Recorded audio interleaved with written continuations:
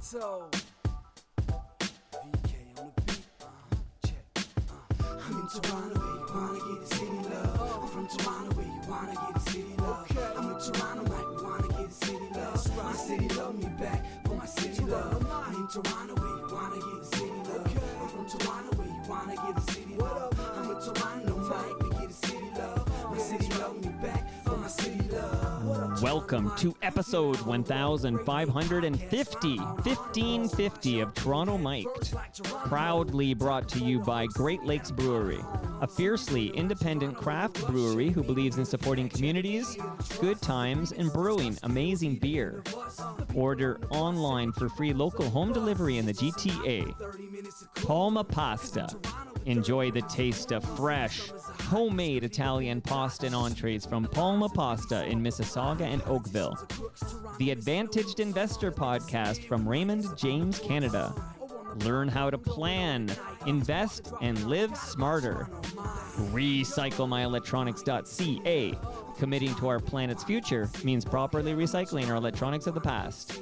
And Ridley Funeral Home, pillars of the community since 1921. Today, making his Toronto Mike debut, is Dr. Cliff Redford. Welcome, Cliff. Thank you. Wow, 1550. I'm gonna get a tattoo of that. Would you do that? You got some ink on you? I would. I have a lot of ink on me. Yeah. Are they all animals on you? I just saw there's a turtle. Yeah, almost all of it except for the guitar, and this is probably my favorite tattoo. It is not only a guitar that is gorgeous and has the notes that come out that spell my kids' names. So Brandon up top, Nicholas in the middle, and then Emily in the back. Nice. But my son Nicholas, who I guess is he's my firstborn. I have twins, so I had to think about it. Right. He's the oldest of the twins. He built this guitar that the photo is, or the image is, in grade 11 shop class. Wow. The entire semester was them building this. He chose a guitar and soldered it and cut the wood and dipped it in paint. And what were you doing in grade 11 shop class? I was making probably a cigarette holder. Yeah, ashtray or something like that. A birdhouse. Did any of your children follow your lead and become a veterinarian?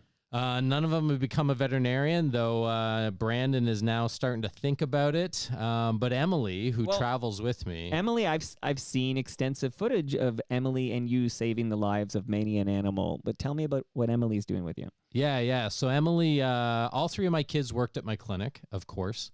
It helped pay for their university and pay for their allowance. And where is this clinic? My clinic's in Markham, Ontario, Wellington Vet Hospital. Shout out.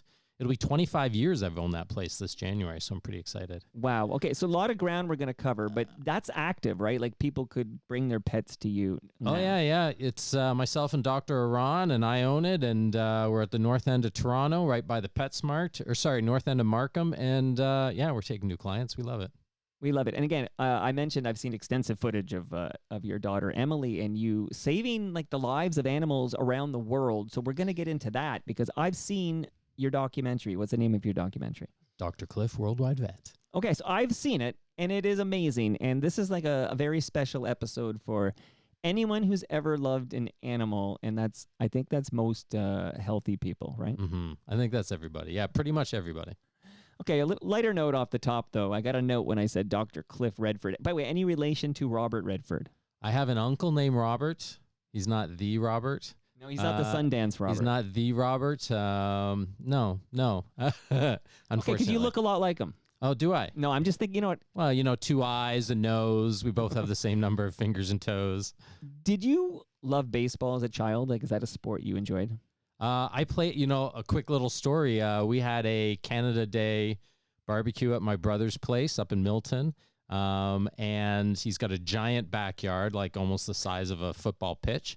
And the kids started playing a game of baseball-esque. There's only like 5 of them. Sure. And I showed them how to self-pitch. Now, these kids are 25. Right. I showed them how to self-pitch, and I cracked it. And all these kids were like, what? I didn't know you knew how to do that. Do it again. I did it again. And did you play on a team? Like, no. We did this every This is what we day, did, yeah. all summer. All we did was play baseball. Well, the reason I'm asking that ridiculous question is because I loved, in fact, I don't know why I put it in past tense, because if I watched it today, I would love it, but I loved The Natural.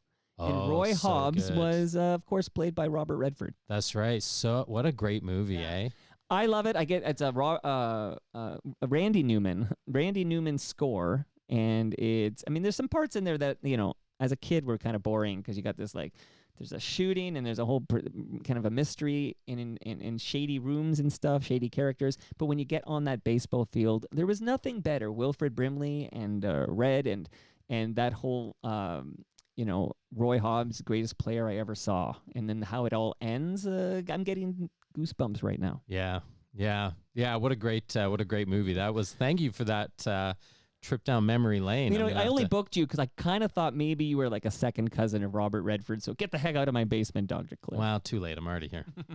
So I said, okay, Dr. Cliff Redford's coming on. A lot of people very excited, but Steve Cole, ever the comic, says that you're a very timely guest because he reminds me our beloved pets are being hunted down by hungry mobs with knives, forks, and HP sauce at the ready. I have evidence of it right here. Let me just play this brief clip.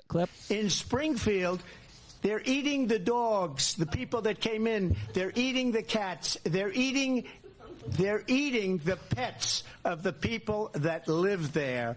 And this is what's happening in our country. Is this happening, Dr. Cliff? I need to fact check. I was told that's a former president of the United States. I doubt he would make up a story like that. Yeah, of course he doesn't. He's not known for doing that, right? You know what? I've traveled everywhere to all these underserviced areas, including like Panama and Ukraine and India. I think I need to go to Middle America. Springfield. Next. Springfield. Isn't that where the Simpsons are? Yeah, there's a lot of Springfield. Oh, no. Santa's little helper is getting picked on by somebody. I don't know. Well, of course, you know how they got Santa's little helper, right? He was literally a Great Dane that was running a race on Christmas. Greyhound. Oh, Greyhound. You know what? That's why you're here. I know that because I used to have 2 rescue greyhounds. Were they being raced? Yeah. So this was straight out of vet school. While I was a student in veterinary school, a lot of the teaching dogs in Ontario Veterinary College are ex-racing greyhounds. And fun fact, it's because not only are they kind of a dime a dozen, and you need to find them at homes, but we would do live anatomy lessons on the greyhounds. They were so lean that you could pick out bones and muscles, and greyhounds have a higher red blood cell count than other dogs. It's natural selection or human selection. And so that they would actually be used for blood donor dogs. Really? So before I was rescuing and saving animals, the dogs I adopted were saving animals' lives. Make sure you donate, people. Well, I meant Greyhound. I got the wrong G name. But the Greyhound, Santa's little helper was being raced on Christmas Day. He had a lousy performance. And I think I don't know what they were going to do with poor Santa's little helper, but Homer brought him home and saved Christmas. There you go. And he became the hero of the day. Hero of the day. That's a great Metallica song. All right, so much ground I want to cover. I want to talk about these trips you're making, saving animals around the world. Milan wrote in when he heard you were coming on that he basically says the lesson in here is don't mess. Well, he didn't say the word mess, but don't mess with cat ladies. What are your thoughts, Dr. Cliff, on childless cat ladies? Yay or nay? I'm not a Swiftie, but I would definitely welcome Taylor Swift into my house with open arms. So I love cat ladies and dog men and lizard people, and as long as they own lizards, they're not actually lizard people. Right, that would be frightening. All right, give me your origin story. Did you always love animals? What made you become a veterinarian? Yeah, I did always love animals, and I didn't actually decide to enter veterinary school or to try and get into veterinary school until senior year in high school, back when we had OAC, back when we had grade 13. I had OAC myself, Dr. Cliff. There you go, very good. But all the it's funny, like teachers have reached out to me over the years through social media, people that knew me when I was 5 years old, 10 years old, maybe 10 years old. And they all said, we knew you were going to be a veterinarian. You're the guy taking care of the class bunny rabbit and all of my show and tell things. Instead of me bringing in a new toy that I got for Christmas, I would bring in like a feather that we found at the beaches. Right. It is called the beaches, by the way. That came up recently, and my guest literally laughed at me and said, "No, it's the beach. There's one beach." Like chastised me, and then I brought up the fact there's the Beaches Jazz Festival, but it is beaches, right? I mean, I always grew up with beaches. Like there's multiple beaches. I just still don't understand. There is multiple beaches. I don't understand why there was even why change it? Who cared? They actually had a vote. It's pedantic, right? Is this the definition of pedantic? Like it's not really broken. I know there's enough things we're working on fixing that might be potentially arguably broken, and beaches was not one of those things. It's always the beaches to me, and I'll always call it the beaches. And you know a thing about beaches, because I think one of our earliest correspondents, Dr. Cliff, is you letting me know. I was talking about my kayak, and I was wondering, like, when does kayak, because I'm actually kayaking tomorrow, and it's still beautiful out, but at some point the weather will turn, and I'm wondering, like, I guess that I'll end kayaking when I don't want to end up in Lake Ontario. Like, that'll be the moment I stop. But you surf in the winter. Yeah. So I picked up surfing as a sport during the pandemic. It was something I wanted to do sort of as a retirement sport.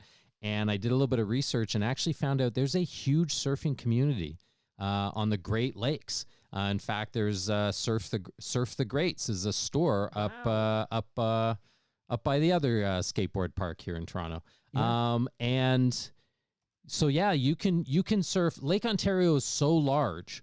And if the wind is in the right direction and strong enough, it causes waves. Now, the waves are kind of like hockey players. They knock you off a lot.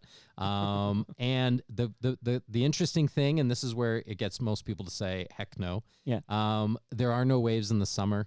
I have not seen a wave that's surfable in about 6 months. The surfing is just starting soon. Okay. And will be huge in January and February. Anywhere, I noticed on my bike rides that I'll see some surfers at Marie Curtis Park. Where's which is that? that's the very west end of Toronto, like at the other side of Marie Curtis Park here in Mississauga.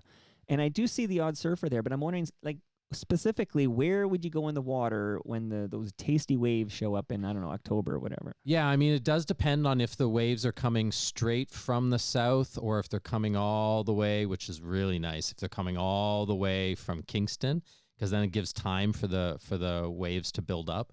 I surf out of the Bluffs, literally Bluff Park, right by the lighthouse if I'm feeling adventurous, or just where people normally swim. Also, A-Bay, Asbridge's Bay. Amazing. Has great surfing, and all along, there's a lot of places where people won't tell you. I have actual surfing friends, and they post images, and they specifically won't say, and you're not allowed to ask them. It's their secret spot. It's their secret spot. Like Ben Rayner in his swimming beaches. That's right. I understand completely. By the way, we're talking about Great Lakes. We're going to get right back to your origin story. There'll be tangents. You'll say a word like beaches, and we'll be off to the races, okay? Not the Greyhound races, though, okay? We don't support Greyhound races, right, Dr. Cliff? We do not. It's almost, I think there's only 1 or 2 states now that allow it. It's pretty much shut down.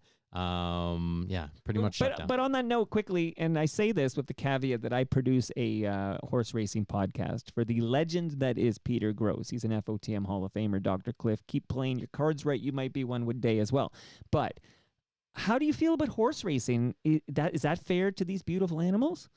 Yeah, that's a tough one. And I used to, back in high school when I was 15, before I even, again, knew I wanted to be a veterinarian, I got a job as a hot walker. Which is not a description of my sexual prowess, maybe. Stupid, sexy Flanders. You walk the horses when they're hot, when they're sweaty after races, after training, and you muck a lot of stalls. You shuck a lot of manure. So I've worked at the racetrack. And that's before you were passionate about working with animals? Or did that before I'd made the commitment, or before I realized? But you yeah, already loved animals, and this. I loved animals, and natural this was literally just a friend of a friend, and I was just like, yeah, sure. I don't want to flip burgers. I'd rather flip horse patties. Okay, well, yeah, that's right. So when you, for example, when it's called the King's Plate now. It's going to take a little time for us. Right. You know, we got to get used to this, because my whole life it's been the Queen's Plate, and now it's the King's Plate. But when the King's Plate is taking place at Woodbine, how's your feelings? You mentioned, is it mixed? Because, but I'm just wondering if you have any feelings like, hey, these poor animals are being raced, and many, as you know, they breed these animals such that you snap an ankle, like they're very muscular and heavy, and they're. Well, you're the veterinarian here, not me, but it doesn't sound very humane to these beautiful animals. Yeah, they if they blow their cannon bone, which is basically like our shin, that's it. They're done. It's almost impossible to get them to even survive, let alone thrive. They'll never race again. I certainly have a displeasure for greyhound racing much more than horse racing. Horse racing doesn't make my stomach turn, but I would never go to one. I was a kid, so I don't feel bad that I used to work there. Right. The reality is, though, is at least at the King's Plate and at Woodbine and all these places in Milton, all these sort of higher level racing organizations, these horses, once they're done racing, they're put out to pasture. Whether or not they can breed, they're put out to pasture. They have value. People want them. Whereas the greyhounds, after they lose their X, number of race, they're put up into a room for adoption. And if they're not adopted, Santa's little helper would have been no more. So And that's what happened to Snowball. Okay, remember, the Snowball 2 is the name of the cat because that guy ran over Snowball 1. Okay, too much Simpsons trivia here. But we did talk about surfing on the Great Lakes. So as we get back to this origin story, I will let you know Great Lakes Brewery is delicious, fresh craft beer brewed right here in Southern Etobicoke. Welcome. You're from the East End to Southern Etobicoke. Here you are. But you are taking home some fresh craft beer with you from Great Lakes Brewery. I was so hoping. Can we, I'm going to make sure my wife doesn't hear this until later because I might be sharing this with my children. Okay. And the Great Lakes Brewery, I'm looking at their very nice logo, and those are some sweet waves right at the bottom. Those are definitely surfable waves. Well, that's Great Lakes. You can surf those waves. There you go. Those are surfable waves, 100%. We'll never look at it the same way again. Okay, now let's go back because you said beaches and then we went off. But I need the origin story because at some point, just a little teaser for the listenership, you're volunteering. You're traveling the world. You were in the Ukraine during this war. Yep. Before we get there, what makes you become a veterinarian? Yeah, so, senior year of high school, and it was either going to be a veterinarian / maybe a marine biologist, but George Costanza took over that gig. I was about to say. There you go. Ba-dum-bum. Or a science teacher or a police officer, which people would say those don't go together, but they kind of do because they're all teaching and helping and whatnot. Yeah, service. And I don't remember. It was 35 years ago when I decided to be a vet. I don't remember what made that decision. I probably didn't decide until I got into University of Guelph as an animal bio student, and just decided, well, I'm going to do something animal and science related. So let's get the grades as good as I can and make sure that the courses fit the prerequisites for Ontario Vet College. Where did you go? University of Guelph. Yeah, that's where all the vets I've ever talked to. Pretty much, yeah. There's only 5 right now. There were only 4 in Canada, and being an Ontario, person, I could only go to Guelph unless I'm willing to pay $50,000 a year to go elsewhere. Right. So I'm going to go to Guelph, and it's one of the top 3 to 5 top schools in the world. So, anyways, I half lucked out, half worked my butt off, and got in after 1 year. Into vet school, which is very unusual, but this is back in the day when you could do that. And even my father was very surprised when I told him. He went, "What? You got in?" Thanks, Dad. This is a true story. He's going to listen to this and he's going to email you because he likes to get his final word in. But he was like, "You did? You get in?" I mean, I thought it was hard. I'll put your dad on the show. Don't worry. Yeah. He will. He would be the most entertaining. Talk about storytelling. It's incredible. But just ask him about politics back in the 80s. He worked for Ministry of Health for many, many years. Anyways, it just sort of, it fit. And I did a lot of volunteer work while I was in university and prior to Quick make note sure. to your dad. I want him to know Bob Ray was in this basement just about a month ago. Very nice. If you want to talk about any Ray days or whatnot? There you go. He would love that. He would love that. So it I just decided to go for it. I am very much a ready, fire, aim sort of guy. Leap first, and then see. How cold can it be surfing in January in Ontario, right? What do you wear for that? A lot. So we wear a what's called a 6'8" wetsuit, meaning 6 millimeters on the legs and arms and 8 millimeters on the chest. And then it comes with a hoodie. And then we have mittens and booties. We basically look like giant fat penguins out there. Can I borrow this gear for my kayak rides? You could. I would give you though my 3.4, my 3 millimeter, Okay. 4 millimeter. Well, we'll talk. I have trouble getting in and out of the 6'8". It's just so tight. Maybe that says You got bigger muscles than I do. Dr. There you go. Cliff. But I'll give you the fall one. The fall one would be much better. You don't need the other one. Please don't pee in my wetsuit. And if you do, just don't tell me. I make no promises. Don't tell me. Don't drink the Great Lakes Brewery right beforehand. You got to do what you got to do. All right. So when you get your, what is it? You get a doctorate? What do you get out of Guelph? It'd be called a Doctor of Veterinary Medicine degree. Okay. Yeah. DVM. Is that when you start the clinic that you have in North Markham? Yeah, so I'm crazy, but I'm not that crazy. I worked with this brilliant single veterinarian clinic up in Nobleton, Dr. Gil Plummer. He's now retired and loving fishing off the rivers in BC. And then I worked for a brief period, evenings and weekends at Downtown Animal Hospital, right at Church and Wellesley here. Okay. And although I loved it and the crew was great, I've always known that I don't really work well working for others. Every sport I've done has been, even a team sport, I was the goalie, Right. Boxing, surfing, everything's just like, I don't need a team. I just want to rely on myself. So I bought this clinic. It was a struggling clinic. I bought it in January 1st, 2000. I was hoping the millennium was going to like wipe away my bank debt. It didn't happen. I still have it. And then it just kind of grew and grew and grew from there. So My goodness gracious. Okay, and it's still going today. yeah. It's, as I said, 25 years this January. So I'm going to have to find some surfing / conference in Ecuador or something to go to. If you bump into Eddie Vedder on those beaches, let me know. I feel like he's a guy who's just looking for surf spots in this world. Okay, shout out to Eddie Vedder if he's listening at home. So you have the clinic, but at some point you decide the world needs me. I'm too much to be contained by the GTA. Dr. Cliff needs to go elsewhere and help animals. Like, what was the first time that happened? That you decided to travel, but not travel like for enjoyment purposes, for a vacation, but to travel to help animals in other countries. Yeah, the first time was, it's almost 8 years exactly. It was late August, 8 years ago. I went to Kingston, Jamaica for 3 weeks.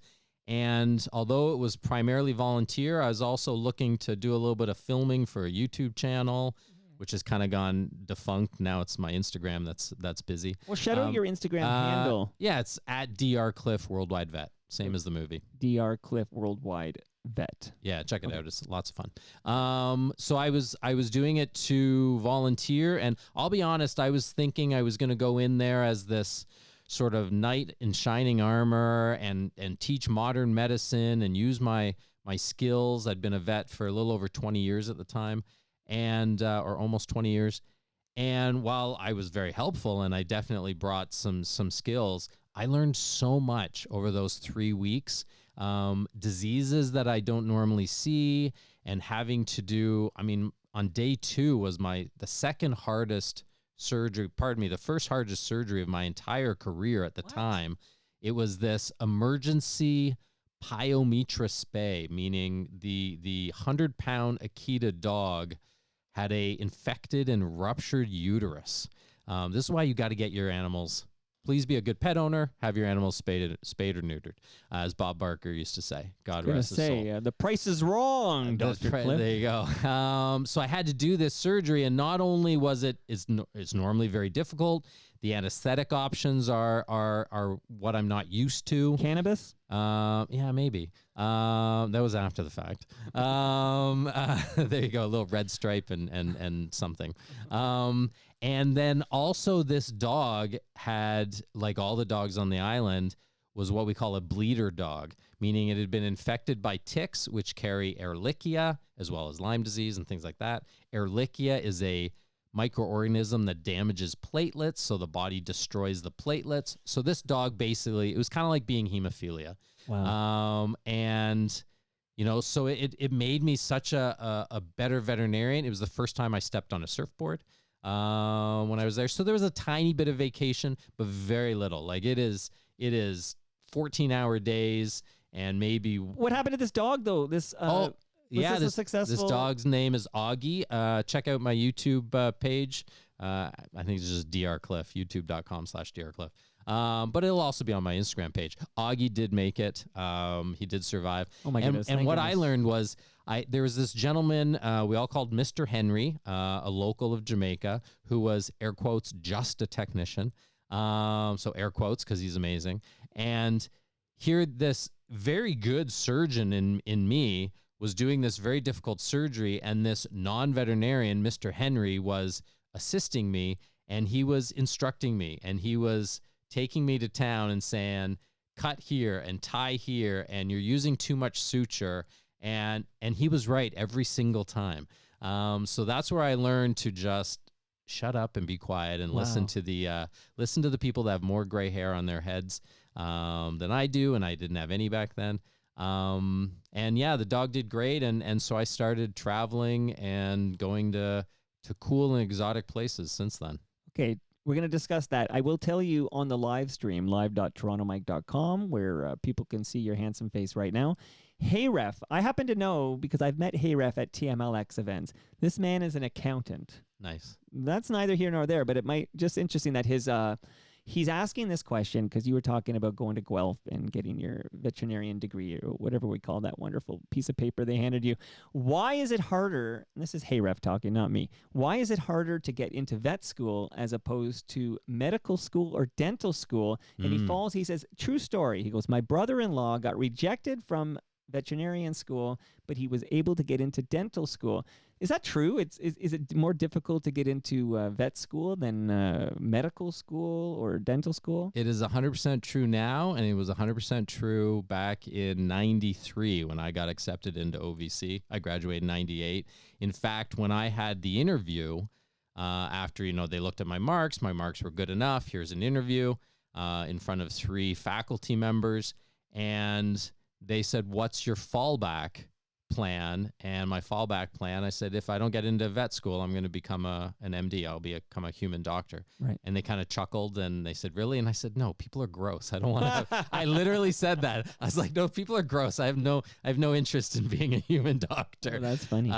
And why is it more difficult? First of all, as Kramer would say, they are better doctors, Jerry. They need to be able to treat a lizard, a chicken, a dog, a cat all in the same day. I'm going to count the Simpsons and Seinfeld references. I'm going to just count them. We're going to do here. that. I think Okay, we're at perfect. 7. Yeah, I think it's pretty high up there. What is about those veterinarians? Anyways, so I think part of the problem is there's not a lot of veterinary schools. There's only 5 in Canada. And again, you're limited. If you're in Ontario, you can only apply to OVC, or you go internationally. And there's a lot of international schools. Some of them are great. Some of them not so great. They'll all take your money pretty much. But it's expensive. So there's a limit and there's also a demand. Okay, so he's an accountant. Is he a CA or a CGA? My dad would ask that. My dad was a CGA. I'm going to get this wrong and he's going to yell at me. He's going to correct me, he would say. Whereas I think my sister's a CA. Anyways, it's supply I like how and we're demand. working out like father issues on the program. I got no issues with my benefit. dad. He, he's brilliant. He's sweet. He's a pacifist. Although he would swat my bum when I was really bad as a kid.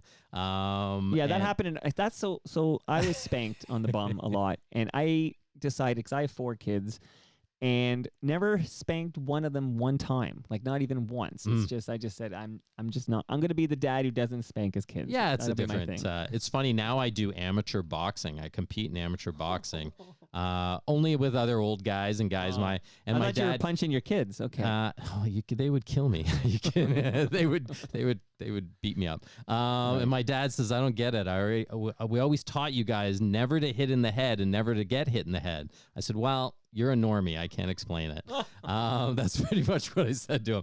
But yeah, it's really, really difficult getting into vet school, and it's a demand issue, and it's so many more people want to be veterinarians, the truth is, and it's because people are gross and animals are much more exciting.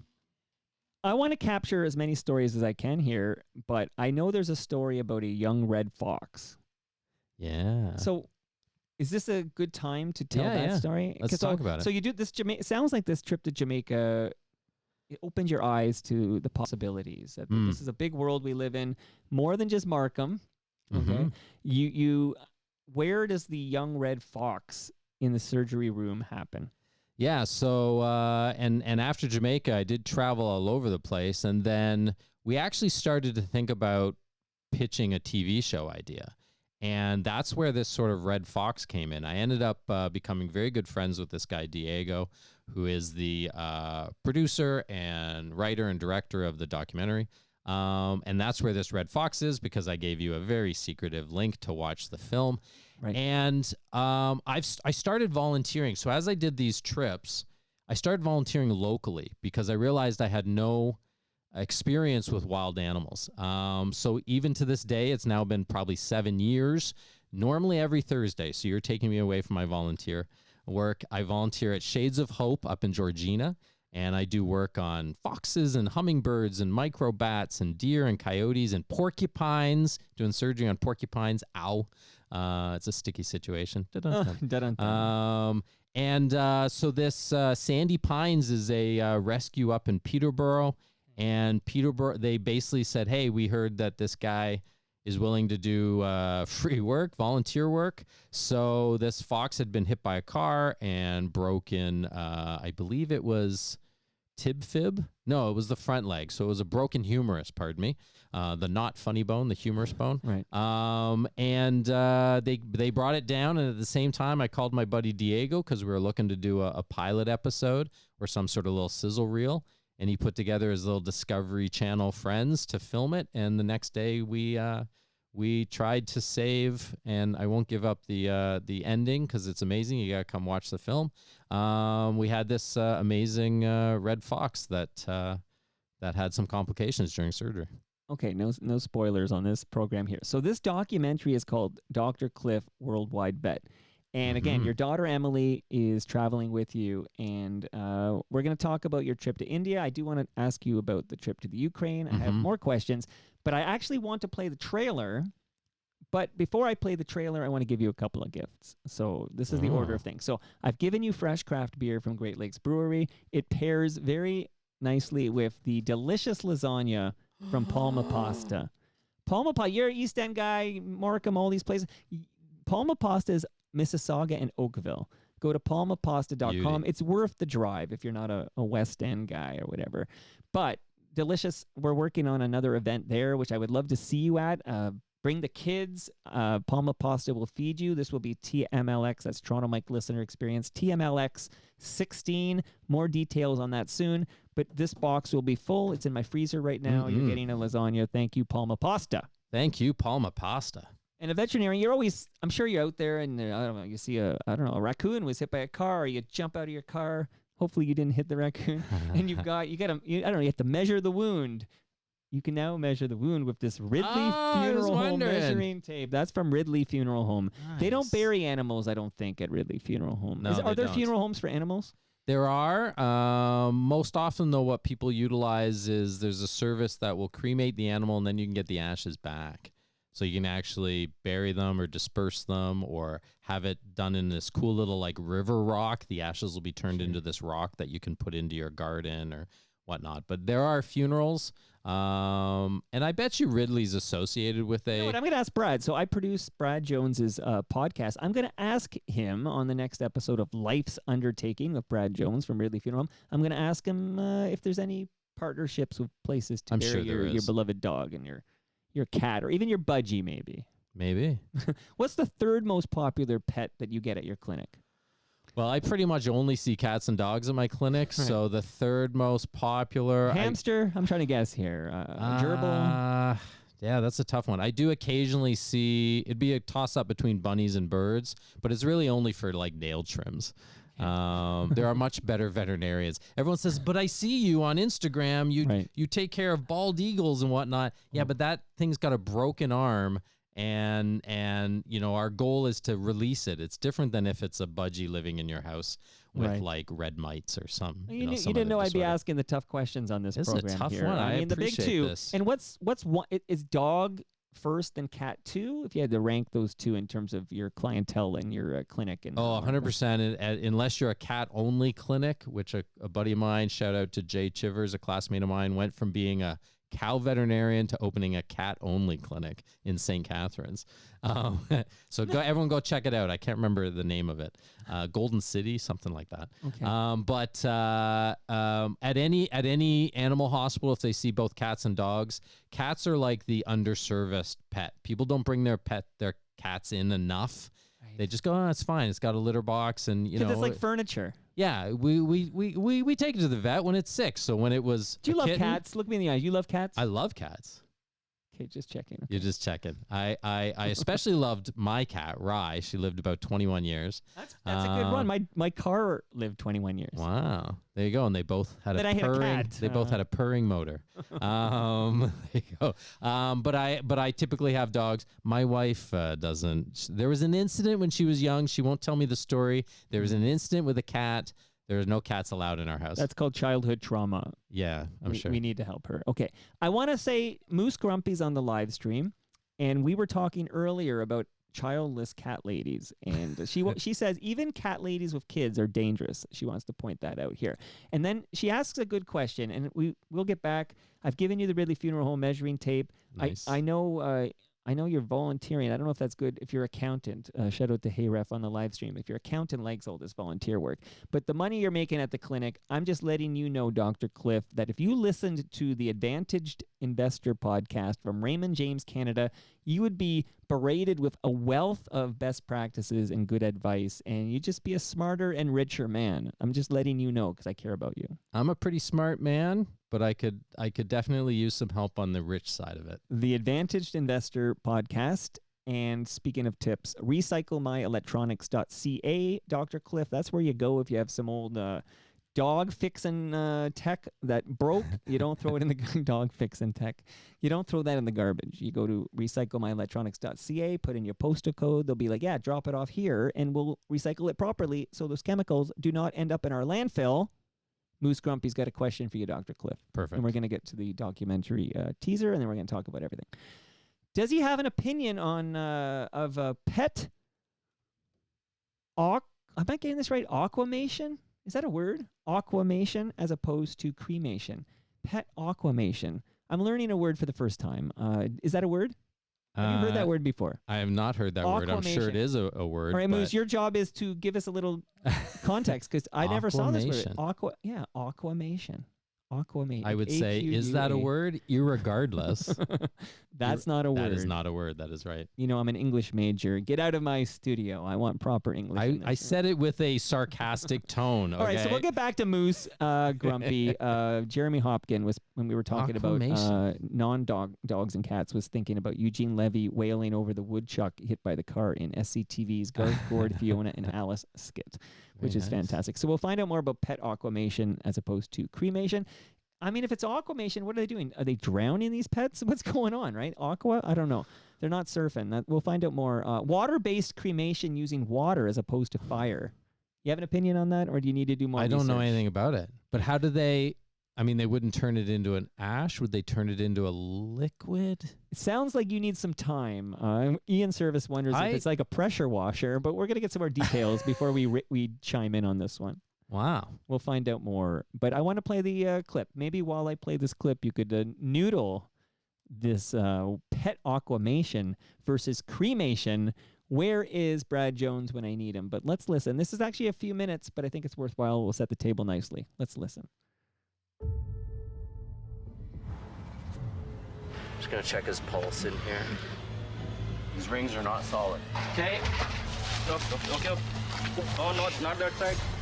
There's a pigeon stuck on the side of this bridge. They're not gonna stop the traffic. The second this dog escaped out of sight into the shed at night, we knew things all of a sudden became much more urgent and much more difficult.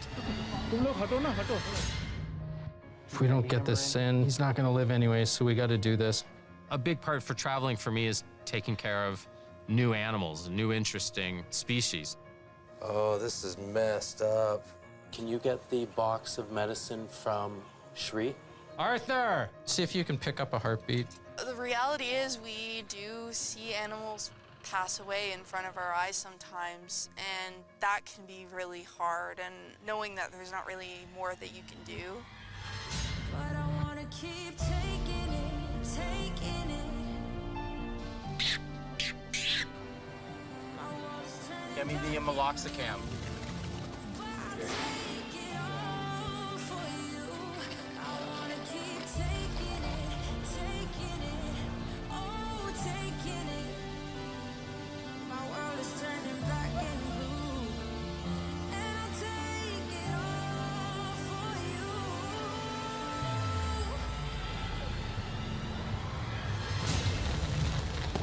It's like a massage.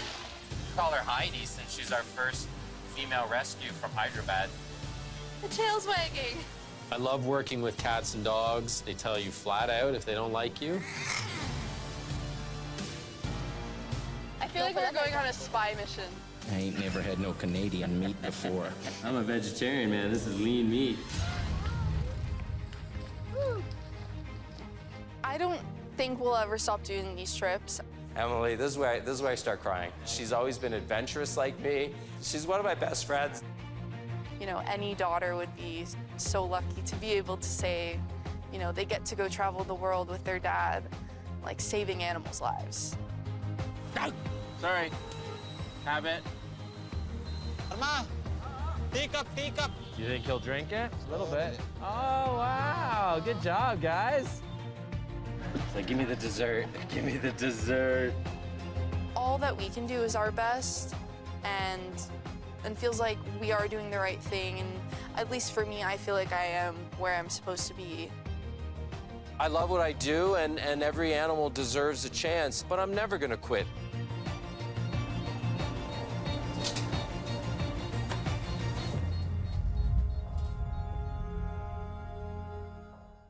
Wow. Okay, a lot of that is visual, of course, and this is a podcast, so you just got to hear it. But Dr. Cliff, Worldwide Vet, now that everybody is like, hook that to my veins, how the heck does somebody see this documentary? Yeah, there's right now there's only one way, and it is tomorrow at Young and Finch at the York Down. So tomorrow, like September 13th, Friday the 13th. Yeah, we got a timestamp. It's 2024 in case you're listening in the There you far go, that's future. right. It is part of the Toronto International Nollywood Film Festival. Nollywood is Hollywood based out of Africa. It is a large film festival, though obviously not as large as TIFF. And it is it's showing tomorrow at 3:45 p.m. Tickets are free. If you check out TIN. Whoa, like free as in free like beer? Free What's as in going on free. here? Well, you got to pay for any beer or popcorn, but free. Not you. You're bringing that Not home me. for That's free. right. TINFF.com, I think, but basically just Google it. And you can go for the entire day. Like the tickets give you the entire day, and it's been like 5 days of festival of films. And I'll let the people know I've watched it because I had a top secret link, and it's excellent. And it's wild. Like, so you're in, I hope I say it right, Hyderabad? Yeah, Hyderabad. Okay, Hyderabad. Very good. India, thank you. Yeah. That's the first time I pronounced anything correctly. This is a big moment, Dr. Cliff. Okay, so you're there. We heard Emily's voice in that trailer. She's your daughter. She accompanies you on these like rescue missions. You're rescuing animals. And it's quite thrilling. And if anyone out there is at all an animal, I'm thinking of like Moose Grumpy. So many people who love animals. It's just wonderful.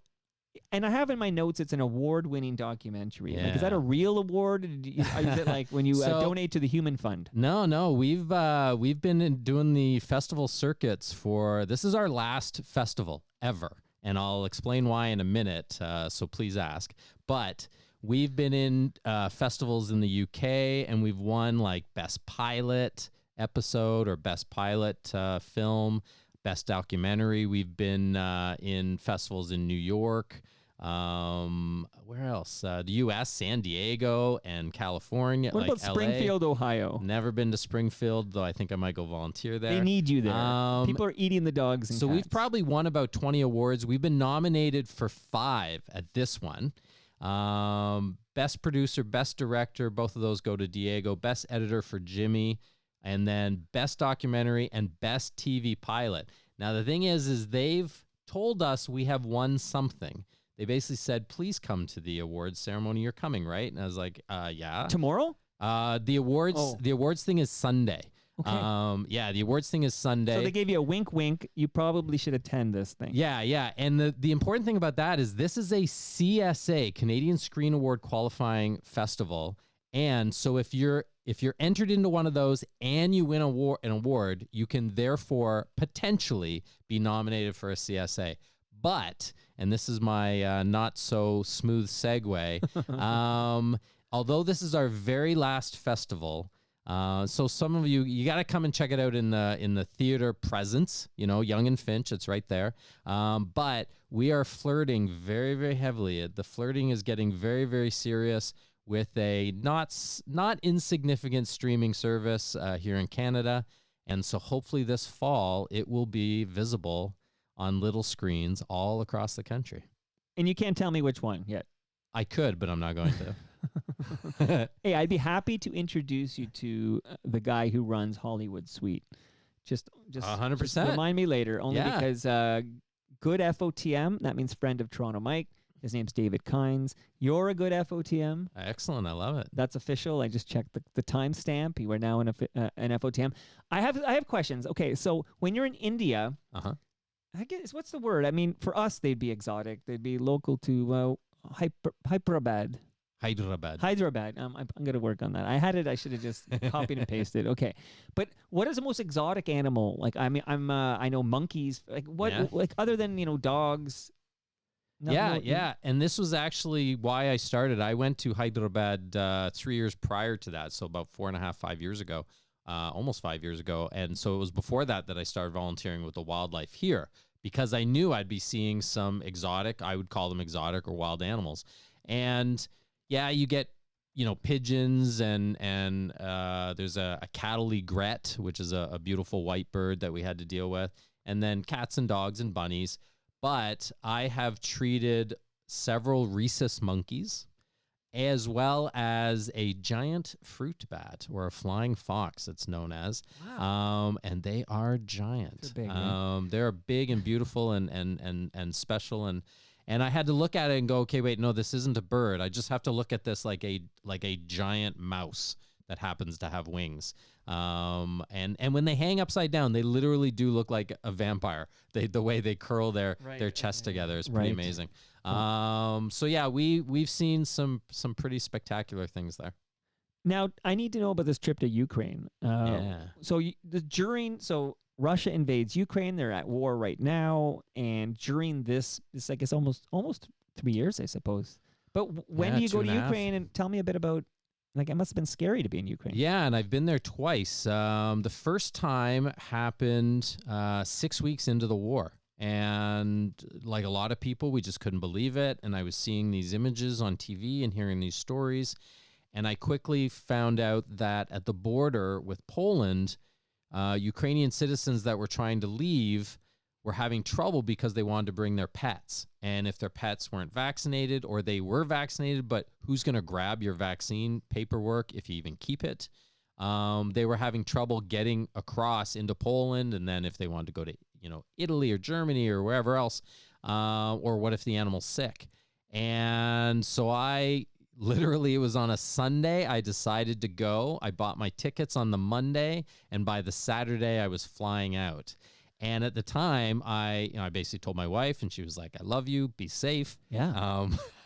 And go do your thing." She knows what I'm like. And I texted my kids to say, "Hey, just so you guys know, your dad's going to the border of Poland and Ukraine. I'm going to do some volunteering for 2 weeks." My daughter was on a solo backpacking trip through Europe. At the time, she was in Spain, I believe, and she said, "Get me a ticket, and I'll come join you." And so she actually joined me. Now, it was air quotes safe because we stayed in Poland, except for one day. I broke the promise I gave to my brother not to go towards the war, and we did go into Lviv for the day. But we basically helped people get their animals healthy so that they could travel. Raised a crap ton of money. I almost said the other word. Well, you can actually swear on this show. Okay, we raised a shit ton of money. There you go. We raised, at that time, we probably raised about $60,000. Normally, these trips I pay for myself, whereas this one I did use that money. Everyone understood for the flights, and I fell in love with the people and the ability to help. That 6 months later, not even, because it was around late July. Without my daughter, for obvious reasons, I went into Kharkiv, and we basically had to fly into Poland, and then through some connections I had already made, shout out to Cheesy John from the UK, who still has a rescue there right at the edge, or a charity. He got me a ride into Ukraine to Kyiv, where I got picked up by the Animal Rescue Kharkiv team, drove into Kharkiv, and was there for about 12 days at an abandoned veterinary clinic. The veterinarian had left and gave the veterinary clinic, or lent it to this animal rescue. And as the military was going into, bombed out areas, they would find injured or homeless animals, and they would bring it to the rescue. So my job was to take care of these animals. And we even did a few charity runs deep into the war zone. Like, we went into the Donbass region, which I believe there was a period it had been taken over by Russia after that. But there was a scare one morning. There was a couple of high impact ballistic missiles landed a couple hundred meters from my apartment. And funny story. I was you hear this bang bang and then the alarms, and being a social media guy, once I thought it was safe, I pull out my camera and I'm start filming, and you can hear all the noise, and I'm talking about it. And then there's another one while I'm filming. So I'm just like, I gotta go. And I went to the archway in the Airbnb that I was rented, and I was told, stay under this archway if there's a missile. I put on all my gear. I had the helmet, I had the flak vest, and I sat there and I waited, and I started to hear voices out in the courtyard of this apartment complex. So I go out there sort of sheepishly, and here I am again wearing every safety gear imaginable, and the locals are standing up on their kind of garages pointing toward the missile landed, in their pajamas and their slippers, drinking their coffee, their version of Tim Hortons. And they see me, and I'm so embarrassed, and they call me over, and they basically say, it's okay, we were like you were 6 months ago. So yeah, it was dangerous. We needed some military escorts a few times because we got back too late, and there's a curfew. So we got to use, the driver got to use night seeing goggles so we could go through Kharkiv in the dark without lights on. Like, it was pretty spectacular. I ended up talking about tattoos. I ended up getting a tattoo. The one, I don't know if people can see it.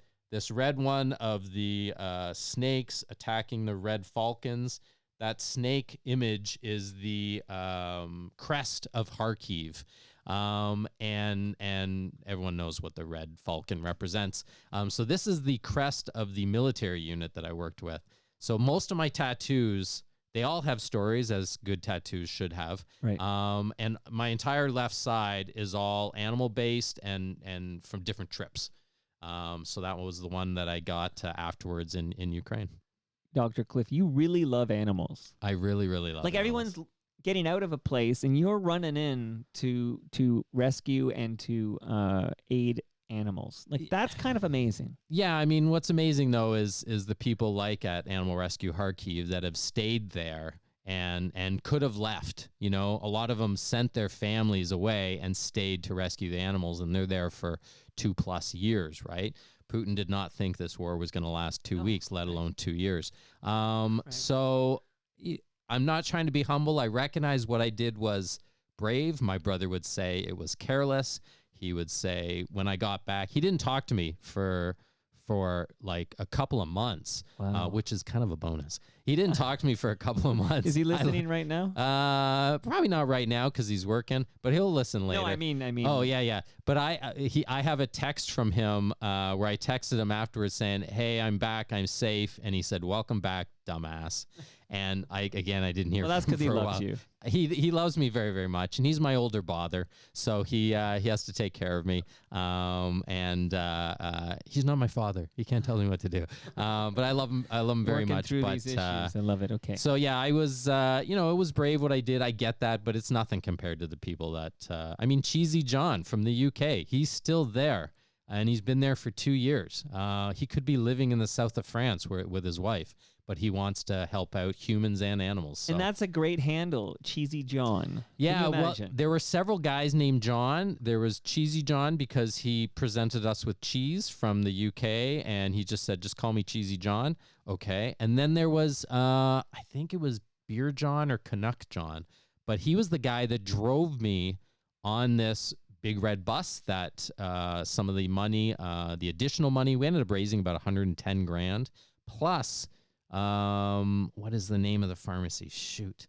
I should know this. There was a drug company based out of Montreal that gave us $50,000 worth of human chemotherapeutics to go to the hospital in Kharkiv specifically for like breast cancer and prostate cancer, so hormone type chemotherapeutics, because Ukraine gets all their drugs from Russia. They're not getting them now. So for anyone, because I did have a few, I had a lot of radio interviews, and one guy here in Toronto whose brand is he's a grumpy old fart. Be more specific. It's half the listenership. It wasn't Mike Richards. It was on the same channel though. Mike Richards. It wasn't Mike beloved Richards. FOTM. No. Okay, but what station? It wasn't. It's that station. Shoot, what is it? Well, he's actually he's not on a station anymore, but he was sorry, on Jim Richards. Jim Richards. It wasn't Jim Richards. It's News Radio 1010. It's not Jim Richards. It's Jerry Agar.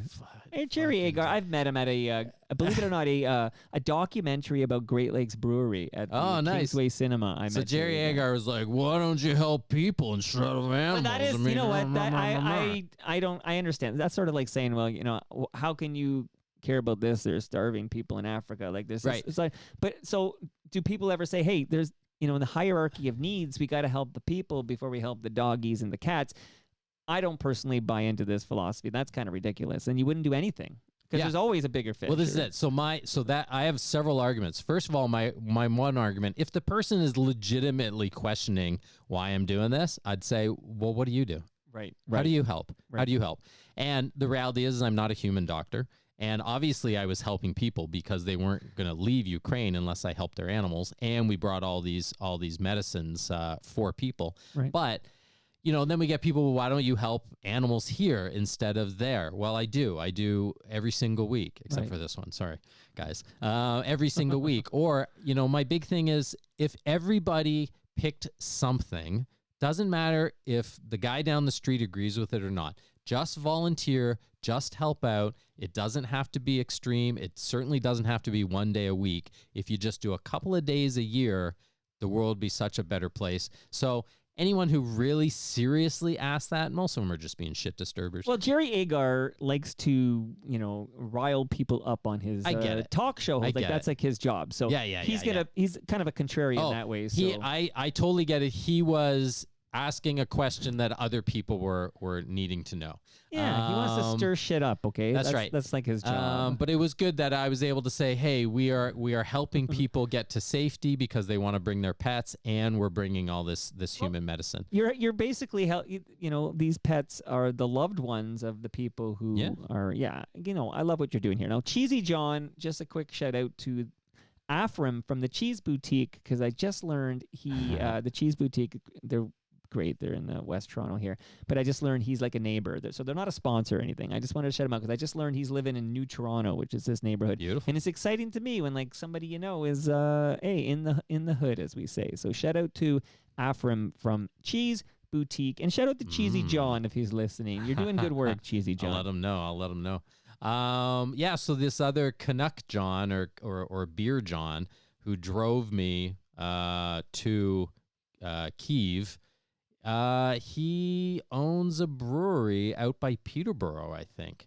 Wow. Yeah. So these beer guys and They're girls, salt of the earth. These independent beer guys. they're salt of the earth, malt of the water. I don't know how. And they all have barley good of the- beards. They do. He did have a good beard. He did. I'm That's surprised right. he's a John because they're all named Matt. And they No, all have good as long beards. as it's single yeah. syllable. My dad Right. says, don't trust your mechanic unless they have a single syllable name. Well, what about Tony? Tone? I don't know. Yeah, you're right. But he always went to Jack, Jack's Auto Shop. So who knows? I was told by Michael Landsberg that there you go. because I said, how come you're a Michael and not a Mike? I'm just curious because I'm a Michael and I go by Mike. And he said, Mike is the name of the guy who fixes my car. There you go. Like all snobbic. And I'm like, that's fucking amazing. I wish I could fix a car. And why are you putting down mechanics who are able to fix our car? That's like putting down a veterinarian who's able to fix our pets. That's right. Michael Landsberg. I met him when he went spinning at Cycle Bar at Leaside. Him and his daughter. He was a regular at Cycle Bar Leaside. And the reason I'm bringing that up is he will remember my wife, Vaso, who was a receptionist there at the time, or CBX it's called, and front desk staff. My wife is now opening, this is a shameless plug, but I need Michael to know. Michael, my wife Vaso is opening up her own cycle bar in Markham. It opens up in about 6 weeks. Dude, you got it. I was trying to reach you through social media, and no one's returning my email. Sicknotweek.com or something like that. There you go. that's where you Michael, reach him. find me, I am a FOTM now. I had to think about what it was. Oh, come on. That's your next tattoo. I'm an it might be. Get that tattoo, then come out to the TMLX events and show it off to everybody. Yeah, when's this next one? This past I haven't one? picked the exact day yet. I'll be let there. you know. I'll email do my you best. when I know. I'll do my best. If I'm in the country, I'll be there. And I want Emily there too. She was great in this documentary. Yeah, she's amazing. She we'd say she stole the show, but she's been traveling with me a lot, and she stole the first trip. Her first trip ever was to India, was to Hyderabad 5 years ago, and then she went with me again to the border of Ukraine and Panama and Egypt, and then again India and Iqaluit. We recently went to Iqaluit in January. Wow. Is that for penguins? What's up? What's going on there? Well, Iqaluit, the city of Nunavut, the capital city, it's only got 10,000 people, but it's the biggest one, so they call it the city. Right. They have no veterinarian. They have a vet clinic. They had a vet there that 2.5 years ago disappeared in the night. Wow. Rumor has it he was selling drugs, not to animals. That should be an HBO series. Potentially him and his RCMP wife. Wow. This is just what I've heard. This is not my opinion. Allegedly. You just have to Neither say is this the allegedly. opinion of Toronto Mike. Allegedly. Allegedly. If, Lauren Honickman is listening. But so now all these animals in Iqaluit, cats and dogs, don't have veterinarians. So we went and volunteered there and saw the Northern Lights, what is it? Aurora Borealis. Aurora Borealis. That comes from a Greek word, which I'm learning Greek. I should have remembered that. Okay, it's all Greek to me. There you go. No, I've never heard that one. All right, who's the comedian around here? Okay, now a little mop up here. So is it surgery? What did you do for a bald eagle? Yeah, that was a great one. So this bald eagle came in. Hair transplant? Also, well, they don't have hair, man. They got feathers. Yeah, Come that's on, why they're smarten called up. bald eagle, but you could give them no hair. Actually, they're called bald eagle because bald in the Native American language, whichever one, means white. And they have a white head. Today I learned. Okay, There and you I was go. just thinking George Costanza. Here's my hot take on Seinfeld before we get back to the bald eagle. When George puts on the hairpiece, Elaine makes fun of him and she says, "Get that thing off your head," and she throws it out the window. I thought George looked great. Okay, I thought George looked. I'm not saying he needs the hair, but he looked great in his hairpiece. And Elaine was really mean to do that. The problem, well, they're all mean. They're all That does- dysfunctional no friends. hugging, That's why. no That's lessons why it learned. worked. But he looked good in that hairpiece. The problem with hair pieces and transplants is there's too much hair. Like no one is going to believe a guy of his age at the time had that much. I think he was hair. like 35 years old. I don't know. I have that much hair today. I don't know. No, you. No, I don't know. Come- Maybe you do. Put your, it run was your just fingers too, through my hair, Dr. Cliff. It's just too. After this thing is Okay. turned off. All right, back to the bald eagle. Yeah. Enough about So the bald Costanza. this bald eagle had been honestly accidentally shot by duck hunters. I think they went up for the ducks. They shot out their pellet, and the bald eagle was there. And then they went and got the bald eagle out in the bushes or in the marsh and brought it to Shades of Hope. And Shades of Hope brought it to my clinic because at the time I was the only veterinarian. There's now 2 veterinarians, one on Monday, me on Thursdays. And this bald eagle couldn't wait. So they brought it to my clinic and we pinned its humerus bone, again, the between the elbow and the shoulder. And then they named the bald eagle Wolf because she became a nasty MFer. And which is what they should be, right? They're wild animals. You don't want them to be cute. Right. And when the time came, 8-10 weeks later, for her to be released, they gave me the call. Would you like to release Wolf? Heck yeah. And so we went down to Niagara Falls because that's where the Owl Foundation was, and she had spent her last couple of weeks doing some physio there. And we walked onto the frozen Niagara River, and I had to get my hands on her one more time just because I love animals, and I wanted, so I faked this while filming it, faked this little, I got to examine let's make sure the wing's okay. Right. And she bit me. Oh my, yeah, well, she's a wolf. Yeah. She's a bald eagle, but yeah, she bit me, and she bit me hard enough to say, "You idiot! What are you doing? You're getting your hands right by my face. I'm not being restrained." But not hard enough to hurt me. So I think it was really her way of teaching me a lesson, but also saying, thank you for saving me. And we released her, and she flew off into the blue wildly yonder. Well, that's amazing. And then, I was going to say, we ended up getting picked up by the Dodo, which is like this Facebook and YouTube channel. So they made a story on it. And I got so many comments from Americans saying, why is this bald eagle in Canada? They don't know, and it was just like get too custom. Yeah, people would be like, they just fly. In fact, the _1 place for bald eagles in North America is Red Deer, Red River. Red River. It's Manitoba, up right? in Kenora. Oh, Kenora. Okay, It's very close. Yeah. Okay. So Red River, Kenora.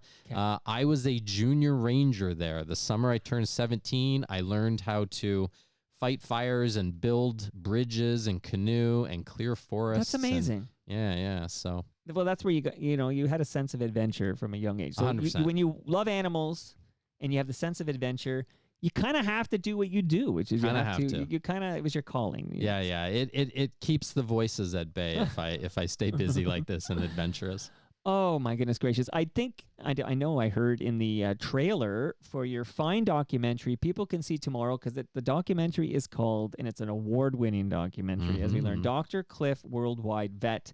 Again, I guess Google it, and it's free ticket. Yeah, free tickets. You can see it tomorrow. TINFF.com, I think, Toronto International Nollywood Film Festival. And follow me on Instagram because as soon as this flirting, and please, introduce me to the Hollywood Suites. Yeah, I'm only flirting with this other broadcast company. I haven't put a ring on their finger, so nothing's been promised yet.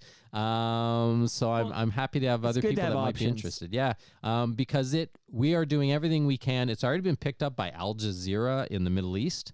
As well as that's a big network. That's a big one. I didn't know anything about it, and then Diego, the producer, was like, "No, this is huge. It's big." Yeah. And then South Africa's bought it as well. Our agent out of Barcelona, Spain, has done a great job, but they're now really hustling for Canada. And I think winning this award. Tough sledding. I know I have friends in the business. Shout out to Stu Stone, but it's tough sledding. Yeah, it's very, very difficult. It's like paddling against the current. I'm trying to get a kayak reference here. Oh, I love it. Quick question. You mentioned dodo, and I was thinking for a minute, like, are they still around? Okay, so what is the rarest, what's the most endangered species you have treated? The most endangered species. That's a tough one, right? Yeah, that one wasn't endangered. I mean, there's some really cool ones. Because bald eagles are no longer endangered. Am I right? Or they were endangered because of the DDT? I feel like. Yeah. That was a big when we were kids. Yeah, that was a big deal. It was weakening the shells. Yes, we were. Yeah. You know what? The things because we're similar vintage, but when I think back about the ozone layer, like the things that were really big, acid rain. Acid. I can't believe we're still here. You know, it really was scary though, right? Like I just thought one day I'd con the rain and my skin would peel off like Belek in Raiders of the Lost Ark. Ah, very nice. That's Good my reference. callback here. But I mean, if you don't have an answer, you can think on it. I'm going to close this episode with some more insight into Moose Grumpy's aquamation question. I'm going to close with that little education for you. But yeah, I mean, probably the strangest and potentially most endangered was it was my third day in Jamaica, and I had to remove the eyeball off of a crocodile that had been shot by a spear gun from a very frightened farmer, and rushed to the Kingston Zoo. And I don't know how to do this. But I've quickly learned it's a lot easier taking things apart than it is putting things back together. I'm not a mechanic, but I could take apart my car engine. I could not put it back together, so I can take out the eye of a crocodile. I just pretended it was kind of a dog with very dry skin. Do you put a glass eye in there? Is there any cosmetic work done so that this crocodile doesn't feel We prefer biologically inert plastic that is recyclable, and we gotta make sure that it matches the color of the other eye, right? Because the other guys are gonna make fun of him, right? He went into a enclosure with another crocodile that was missing its front leg. So it was kind of like the land of toys that toys forgot. It was kind of like the Misfits. The Misfit toys. Island that's right. of Misfits or whatever. So there's Rudolph another. the Red-Nosed Reindeer. There'd be another great like animated that series. was done here. Really? Yeah, I've done episodes on this topic, and now that I'm on the spot, I'm gonna mess up the details. I'm not gonna give them. Except the animation studio was based in Toronto. Okay. And a lot of those voice actors, so that was all done here, and a lot of those voice actors were local people. Ah. And I think one is still with us. I'm gonna call him Carlos Bana. And it was all here. like snowy and ice capped. Well, I mean, it of was course all it's in Canada, animation. right? Yeah. Oh, right, that's I right. thought they were filming it. See, you were totally changed. So the Island of was- Misfit Toys, and then the guy wanted to be a dentist, and you wanted to be a veterinarian. You could have been one of the elves that wanted to be a veterinarian, didn't want to be an elf. There you go. That might have been. That's probably like one of my oldest memories. Is that Rudolph the Red-Nosed Reindeer episode? Maybe that's what got me into being a veterinarian. Well, you know what? I want to pretend so. And there is in the feed, if you go to the Toronto Mic'd archives, absolutely there are many episode on this very, very topic. And I'm just vamping a little bit because I feel like, I'll look it up in a minute, but I'll find the name of this place. Everybody, on the spot, I don't have it. But I'm going to get you talking about something here, and then I'm going to dig it up. That's my strategic ploy. That's my move. Don't tell anyone my tricks.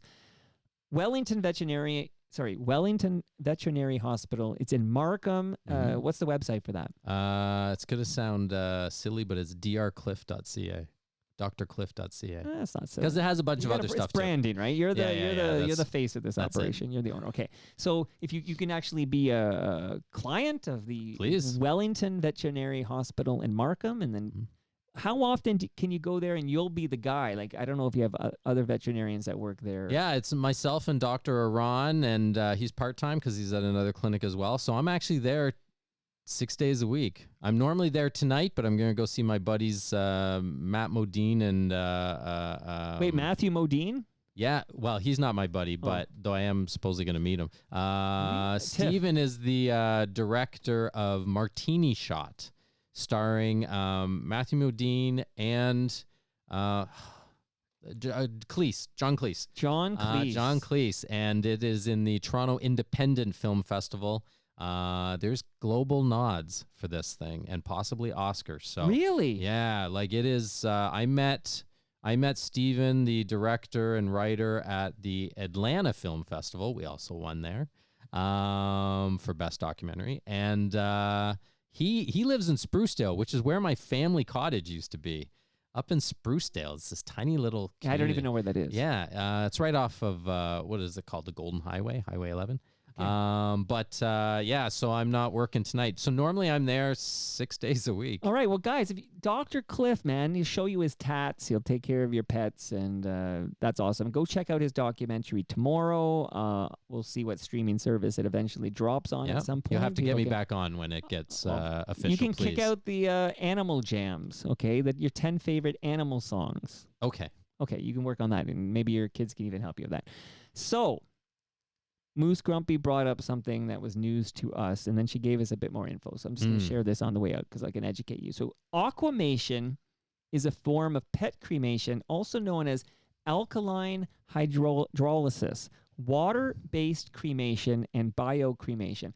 Aquamation uses warm water, lime, and alkali to mimic the natural decomposition of tissue that occurs after burial.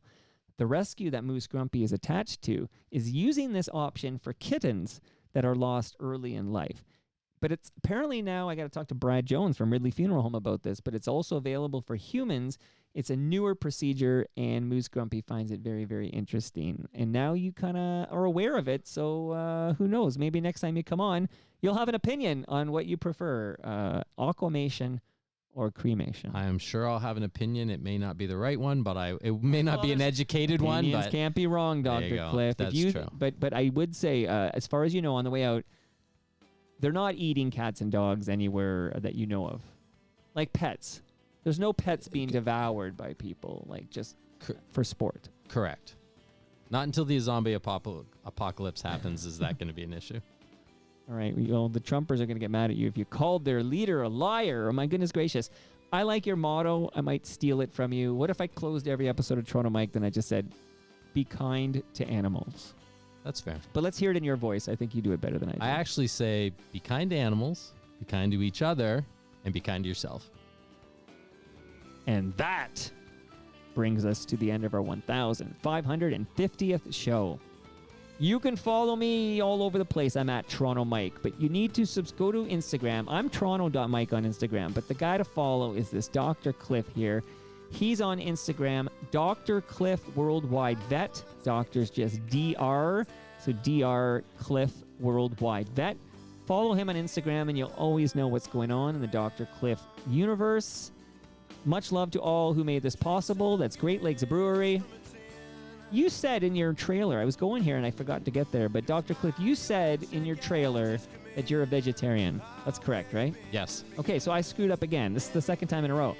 I actually only have a meat lasagna in my freezer, but I can get you a vegetarian. No, my wife's not a vegetarian. My stepson, my sons, we're good. Well, I just want you to know I feel terrible that you won't be enjoying the glory that is Palma Beer Pasta. is vegetarian. That is true. That is true. RecycleMyElectronics.ca, Raymond James Canada, and of course Ridley Funeral Home. See you all. I got to go to my calendar and find out who the next guest on Toronto Mike is because I didn't prep this before. Oh my goodness, it's the return of Roger Lajoie, who keeps setting new records over there on the Fan 590. I think he just did his 1 millionth show. So we'll talk to Roger. See you all then.